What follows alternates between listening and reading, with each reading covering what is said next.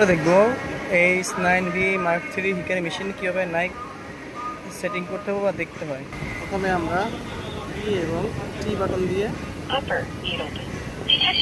যেটি 1 থেকে কিন্তু আমরা খুঁজি যেটি 4 বের করবো। যেটি আনার পরে ওকে দিব, ওকে দেওয়ার পরে আবার ওকে দিব, তারপরে আসবো নিডল পজিশন যদি ঠিক থাকে তারপরে আমরা সিঙ্গেল প্রেস করব। এটা হচ্ছে ইন, যেটা মুভিং নাম আসবে, আর একবার প্রেস করলে ফিক্সড নামে চলে আসবে, এটা ডাবল মুভিং নাই, 3বার দিলে আউট হবে, in double in out.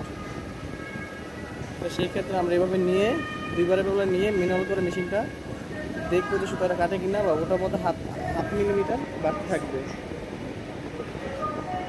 Needle থেকে। এই ফিক্সড নেটের হাফ মিলি বাড়তে থাকবে সামনের দিকে। এই অবস্থায় রেখে আমরা নিচের থেকে ক্যামেরা স্ক্রু টাইট দিয়ে দিব। এভাবে কাজ করবো না, আমরা আমার পজিশনে চলে গেলে সেই ক্ষেত্রেও কাজ করবো।